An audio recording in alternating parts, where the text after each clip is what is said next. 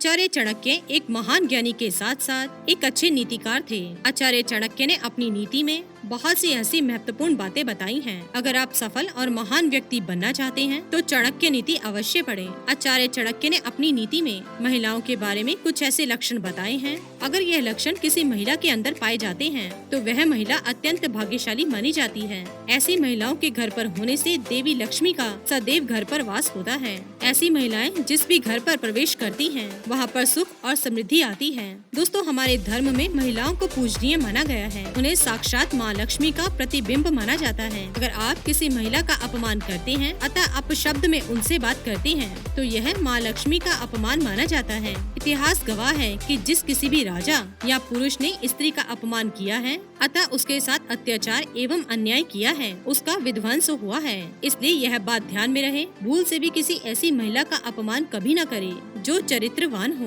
और जिसमें माँ लक्ष्मी का प्रतिबिंब हो। साथ ही चाणक्य के अनुसार कुछ महिलाएं ऐसी भी होती हैं जिसके घर पर होने से दरिद्रता आती है। ऐसी औरतों के साथ विवाह करने वाले पुरुष जीवन भर दुख झेलते हैं। शास्त्रों में ऐसी महिलाओं को चरित्रहीन कहा गया है। ऐसी महिलाएं परिवार का विनाश करने वाली होती हैं और रिश्तों को तोड़ने वाली होती हैं। ऐसी औरतें खुद के स्वार्थ के लिए किसी को भी धोखा दे सकती हैं। अतः विवाह से पूर्व महिलाओं में कुछ लक्षणों का देखना अति आवश्यक है। आज हम आपको हमारे शास्त्रों में बताए गए ऐसे लक्षण बताएंगे। अगर ऐसे लक्षण किसी महिला में दिखाई दें तो उसे महालक्ष्मी का स्वरूप माना गया है। ऐसी स्त्री के साथ विवाह करने वाले पुरुष भाग्यशाली होते हैं। साथ ही ऐसी महिलाएं तेजस्वी बालक को जन्म देती हैं, जो आगे चलकर अपने कुल का नाम सारे संसार में रोशन करता है। तो आइए जान लेते हैं कौन सी हैं वो महिलाएं। पहली है प्रिय बोलने वाली। चाणक्य के अनुसार जिस पुरुष की पत्नी मीठी वाणी बोलने वाली होती है, जिसे कभी क्रोध नहीं आता और सदा ही दूसरों के लिए अच्छे विचार रखती है, ऐसी स्त्री का पति भाग्यशाली माना जाता है।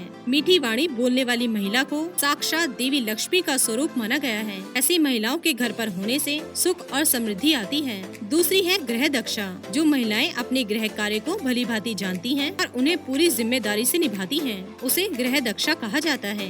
जो महिलाएं आलसी होती हैं एवं घर के कार्य ठीक तरीके से नहीं करती एवं दिन रात सोती रहती हैं, ऐसी महिलाएं अशुभ होती हैं। ऐसे घर में लक्ष्मी कभी प्रवेश नहीं करती। तीसरी है पति प्राणा। जिन महिलाओं का पति ही उनका प्राण है और जो अपने पति की प्रिय हैं, ऐसी स्त्री श्रेष्ठ पत्नी मानी गई है। जो महिलाएं अपने पति को अपना सब कुछ मानती हैं तथा उसके लिए अपना जीवन व्यतीत करती हैं, उसे ही महान माना गया है। चौथी है पतिव्रता।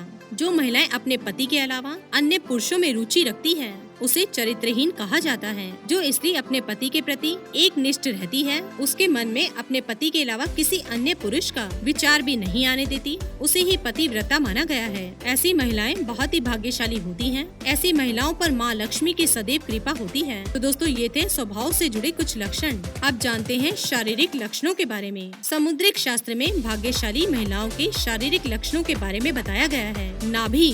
अगर किसी महिला की नाभि के आसपास या फिर ठीक नीचे मस्सा या तिल हो तो वे अपने परिवार के लिए बहुत ही भाग्यशाली होती हैं, या ये उसके सुखी और संपन्न जीवन का संकेत भी होता है।